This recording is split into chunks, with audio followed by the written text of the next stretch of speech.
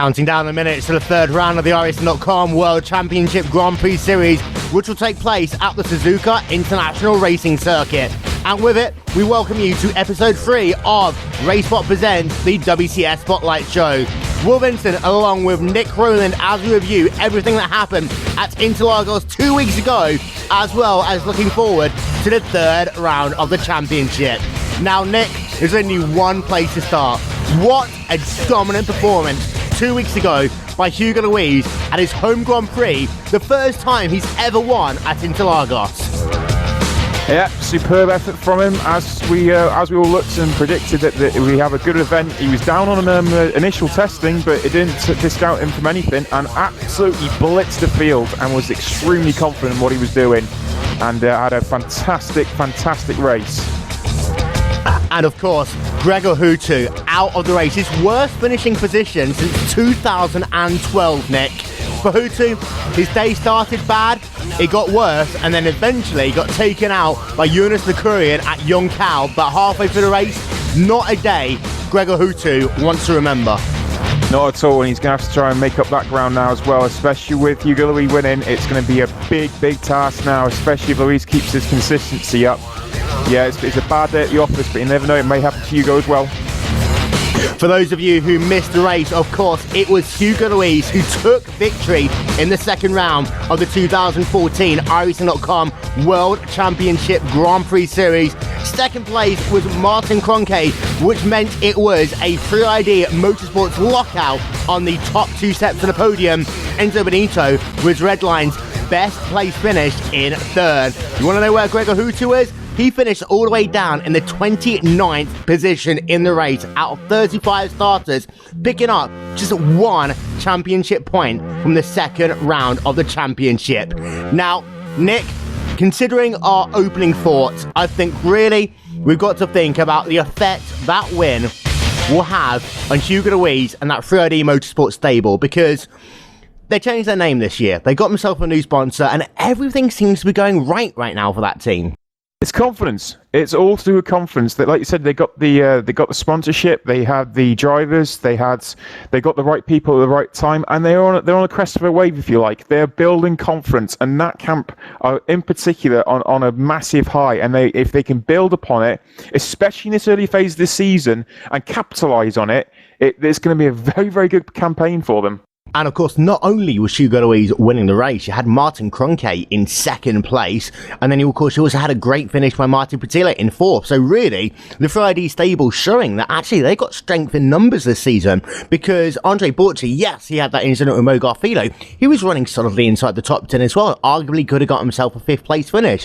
That 3ID Motorsport stable, this is the best I think we've seen them since about 2012. And strength and depth, look at the results that they were able to achieve that last time round as well, and it's pretty impressive what they're coming out with. And you've got to say that the quality and the depth and the way these drivers have really picked themselves up to the challenge and throw themselves at this field, and no wonder they're so confident and they have such belief. And they've got maybe drivers we wouldn't always expect to be on the podium, but now challenging, even potentially for race wins sometimes. And this whole aura about them, you're thinking this could be their year. And on the flip side of that, of course, Gregor Hutu was, disastrous in that race. We'll talk a little bit about the controversial incident that took place around the first pit stops in a little moment's time. But for Hutu, he's not been on the back foot like this for quite a while now. And you have to kind of go back to his charge back through the field in 2012. Think about him losing out, of course, in 2011 to Hugo Luis and the incidents that happened there.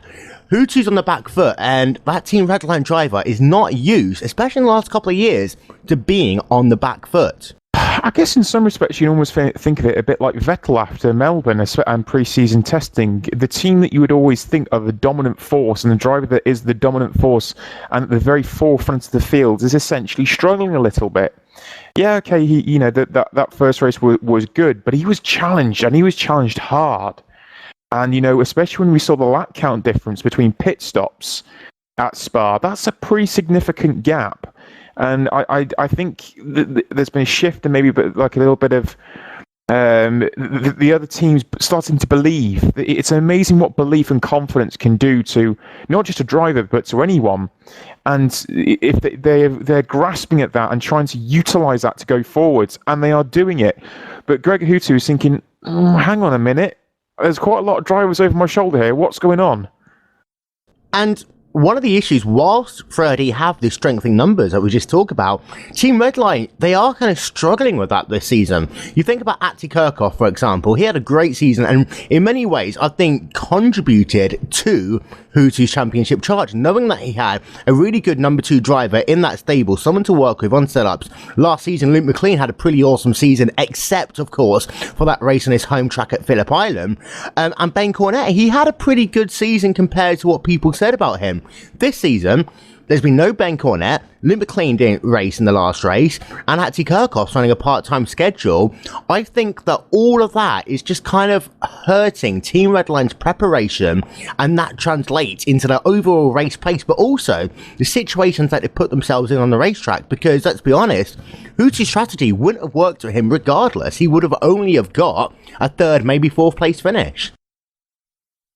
Yeah, it was always going to be questionable, the strategy that he was on, and he was going to be struggling. I think the podium still would have been achievable, but it would have been close. I don't know. You just kind of get the feeling that Enzo's coming to the team, especially, and is giving them a boost and a lift, and he's learning essentially. This is a huge steep learning curve for him. And then you got Gregor, who's kind of the focal point of the team, and you kind of don't really have the in-between part, if you see what I mean. You got a guy that's coming into the open wheelers, and you got probably the most successful guy in open wheelers, and there's kind of no middle ground. There's no sort of gel or glue to really bind the team together. And I think because of the part-time schedule that Atse is off, and Luke missing out, and other drivers dipping in and out here and there, it's not really blending and working the way they want it. Where on the flip side, 3ID have really got strength and depth, and they are showing it, and they are taking essentially points off Redline where you'd think they would get them. I think the thing for me in the last race was we really slammed Team Radical after the first round of the championship, saying that they were struggling, and then they bounced back in an amazing way. They had Jeremy Bootsloop 6th place in the race, a sterling performance by him. In fact, his best performance since the second Spa race of last season, where he just drove through the field. He did it exactly the same here for that Radical Steel Series car. But then also in qualifying, what a performance by Mo Garfido, again on his home track. He was able to get himself 3rd place on the grid in a car really that people overlooked coming into that race. Well, we did in some respects. We completely overlooked Radicals altogether. We were critical of them. But I don't know if they listened to us or they just realised what was going on. But clearly they did something about it, and to achieve 3rd place in qualifying for Philo in particular, that's massive. And Bootsloop to be then 6th, it's huge. It's a stepping stone. They've had a bit of a rocky start, but if they can make the right steps and progress forwards, then this is going to be a big challenge, because Radicals now have the potential, especially if Redline are not quite firing on all 8 cylinders. It could be a chance for Radicals to capitalise where 3ID already have. And for Philo, which one do you think that he would have been more proud of? The fact that he was only 500ths of a second behind Hugo Luis, or the fact that he was almost a 10th faster than Gregor Hutu? I'd probably say the 10th faster than Gregor Hutu. Hugo Luis is it's your home track. You're both their home tracks, so you kind of get a bit more to it. So you always hear that a little bit more to it. There's a bit more meaning behind it. So I think that's pretty big against Hutu. That would have probably meant quite a lot to him, and Radicals in particular as well. They've clearly dialed some good setup work in, and some belief coming in there, and that qualifying alone will do Philo a world of good, and the team. Of course, they had a great qualifying, they had a great finish with Jeremy Bootsloop. However, Mo Garfido was out of the race, that contact with Andre Borcha, which was really disappointing, because he, again, would have been a driver very easily to get into the top 5, potentially could have made a run for the podium. And Jonas Nakurian, in his first race in the RaceSpotLight World Championship Grand Prix Series, after failing to qualify at Spa 4 weeks ago now, was able to qualify at Interlagos. His race didn't go how he wanted to, and then he did the one thing that anyone in their first race in the WCS doesn't want to do: be involved in an incident with a 3-time champion called Gregor Hutu.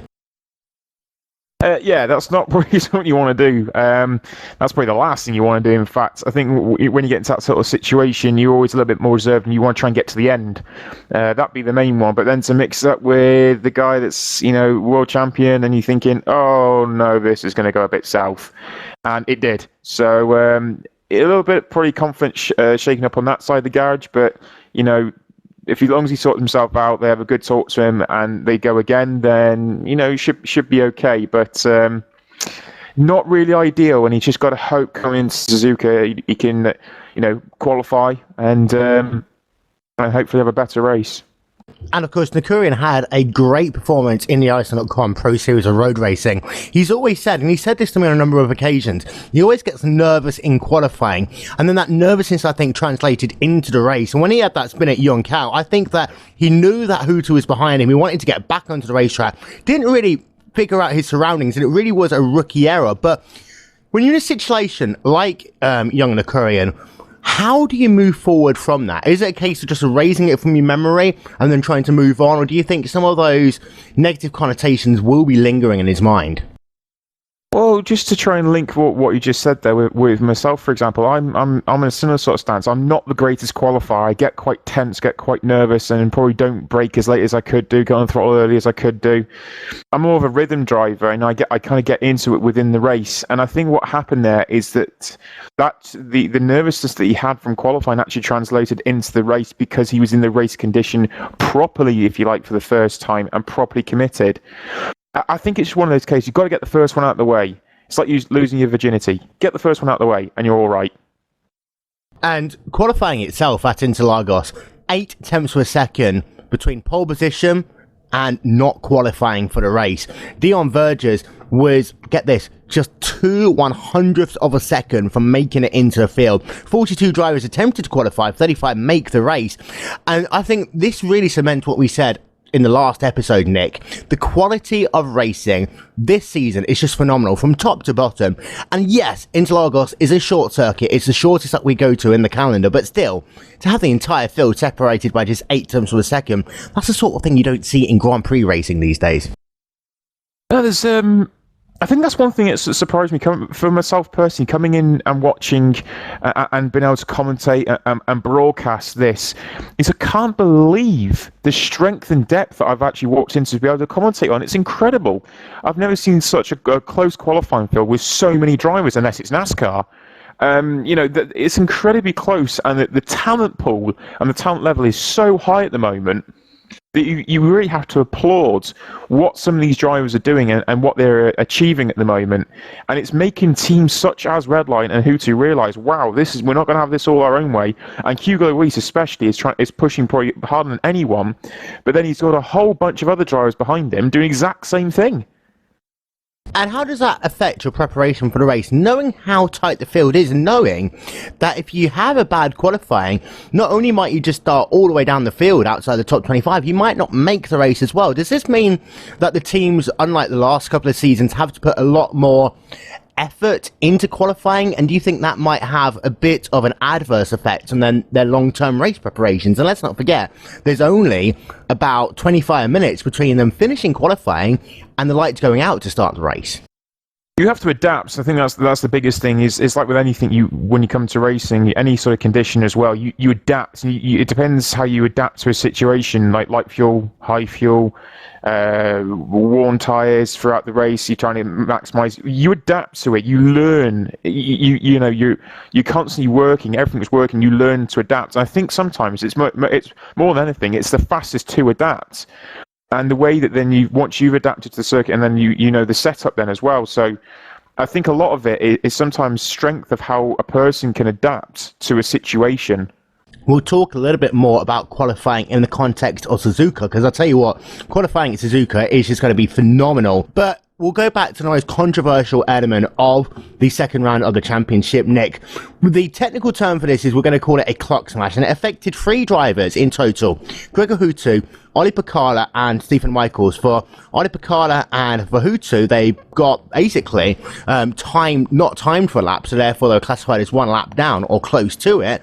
Stephen Michaels, it was an erroneous black flag, which ended up him being disqualified from the race. Now, yes, it's something that would have upset a number of drivers and also the fans watching the race, because it was very difficult to enunciate it at the time. But at the same time, it's one of those things, like in, Grand Prix racing, any form of motorsports, you can have things like, fuel pressure issues, or you could have hydraulic failures, or you could have a tyre blow. In sim racing, there are always those things. Things like, internet connections or servers, and I don't normally talk about this, but we have to remember, this is simulated online racing, and there are times when things can happen. There are. Things do happen. It is inevitable due to the nature of what we do, online racing the way it is. You can have a power cut, and your computer goes out, your internet goes out, and you're screwed. You can have simply a glitch on your router, your internet goes out, you're out the race. The same can happen with servers. It shouldn't do. It's a lot less. It's a lot rarer, and in reality, it should never really happen. But it does still happen on those rare occasions. It's unfortunate it did happen. Like Will said, it's almost like a blowout or an engine failure, something like that. It is unfortunate. I can understand the reasoning behind how angry some of the drivers got and how angry probably the fans are.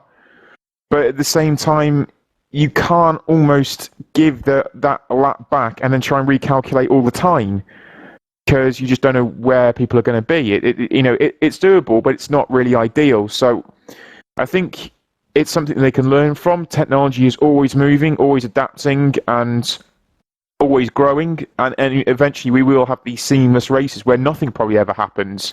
But at this moment in time, it does still happen, and it's just very, very unfortunate. And for both Hutu and Picala, their days just was bad before that in some ways, and it just kind of magnified afterwards. But Glacier Racing didn't have a good day yet again. And we talked about this at the last episode, about how Glacier Racing had some issues. They have a lot of potential, they have a lot of speed, just didn't translate into qualifying performance and then on into the race. Now, I think that one of my big dark horses for this race is going to be Alexei Usiakola, because he has struggled in qualifying so far. You've got to think, though, at some point they've got to nail it. And also the fact that they've not been able to get their qualifying performance nailed down, and then bad or not as good races as they would have wanted because of it, really has had an impact on their potential to go for a championship this year. Yeah, where those other drivers and teams have actually started to come up and really capitalise. Glacier's still, a little bit shaky, still getting used to things, and they're not quite firing themselves into where they should be. And like you said, Yakola is a driver that can do it. Probably all those drivers really can do it, and there's just been those little issues that have caused various issues, meaning that they've not actually probably been where they should be, and the luck has not been on their side yet. If they get the luck side, you've got to believe they're going to be up there as well. Indeed. And I tell you what, there are a number of other teams who we don't always talk a lot about, but Twister Racing, Tommy Nielsen, 5th place for him. Ilka Hapala leading the charge for the Orion Racing team. A good job by Yudo Narumi after his issues at Spa, when he spun out on this second lap at Stavolo. He was able to come home 8th.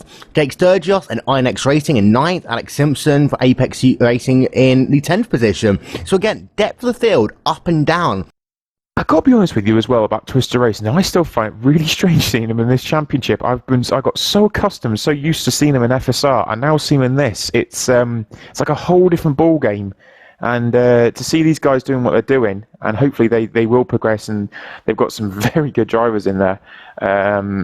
Stephen Michaels, Tommy Nelson, Rasmus Talley, they're all very, very good drivers and very talented drivers. Maybe Nush not quite got the setup there yet, but Twister Racing, we have to remember, they have done some magnificent things in the past, especially back in the older FSR R Factor days, and there is nothing stopping them from coming back and doing it again. And I really do think that they could do really get to that very top level. We do aim to talk to Twister Racing in the next couple of rounds on the WCS Spotlight show to get a bit of an insight into, how they have made that transition, and also how they are continuing to build up their program. It'll be fascinating to hear from them. However, we are going to move, Nick, to look forward to the race, which starts in just under an hour's time now. And You know, Suzuka, again, like Interlagos, like Spa, it's a track that makes people smile when you watch a race there because it's got so many memories. Yes, of course, it's got the big ones, Ayrton Senna and Alain Prost in 1989 and 1990. Yes, it's got Michael Schumacher Ferrari's first championship in 21 years. He did that in 2000.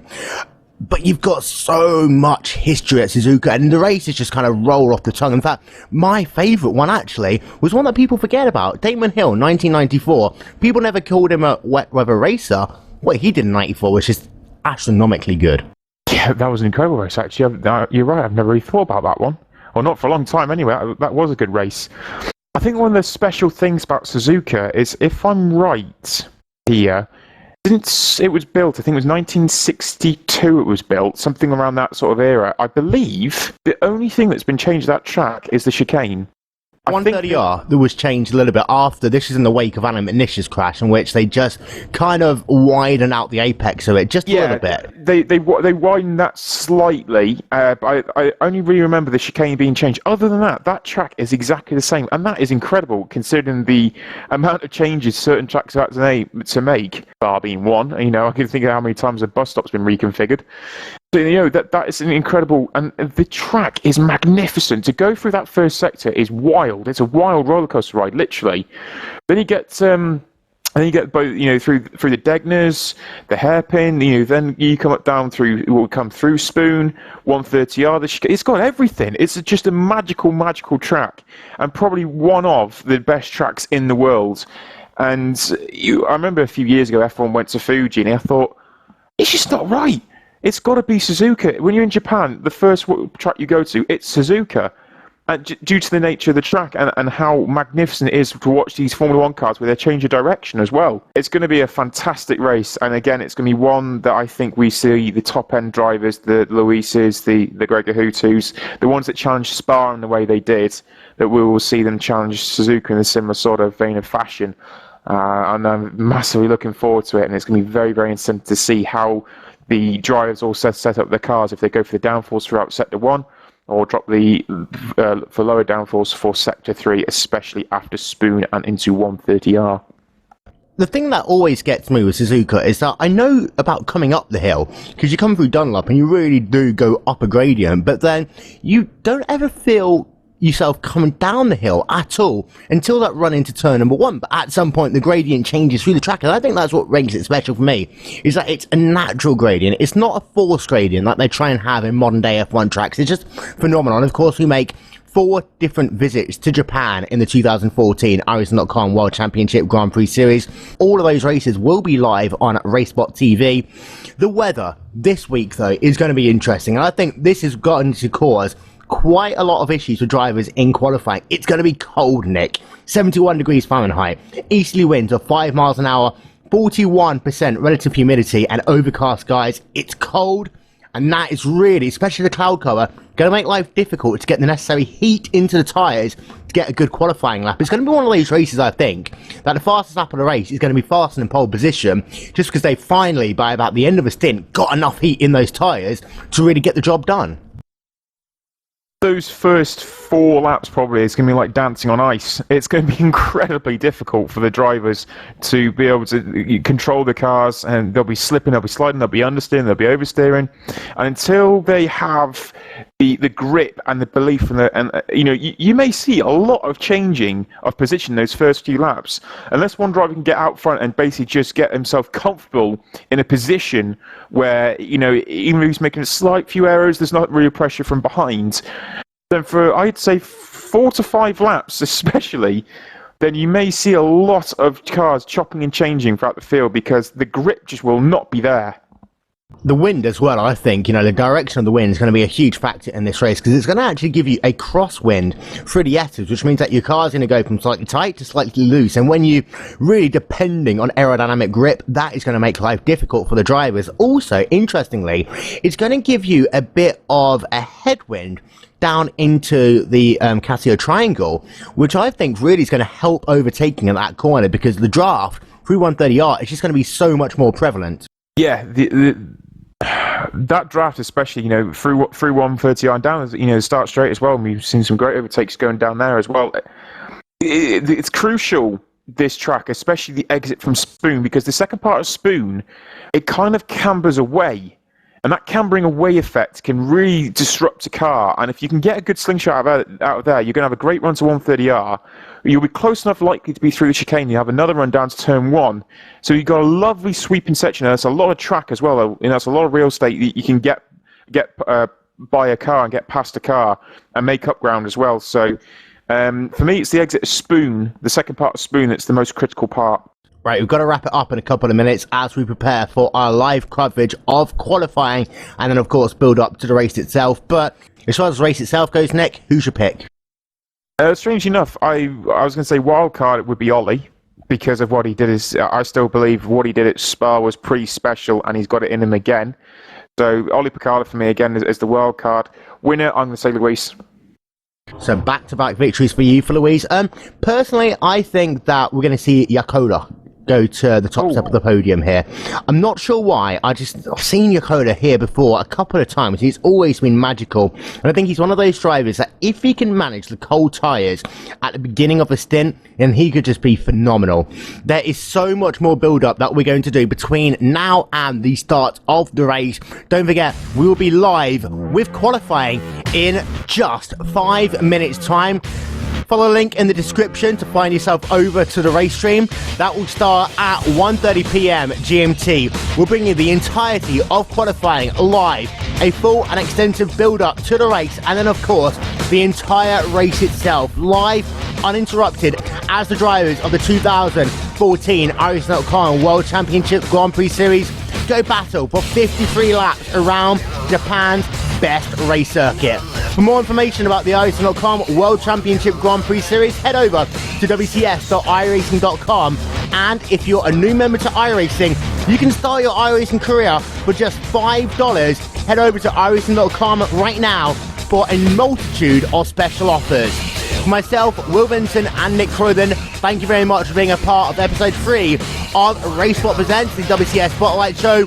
We'll be back in 2 weeks' time with build up for the 4th round of the championship. Don't forget, race coverage starts soon, live here on RaceSpotTV. Thanks for listening. We'll talk to you soon. Bye-bye.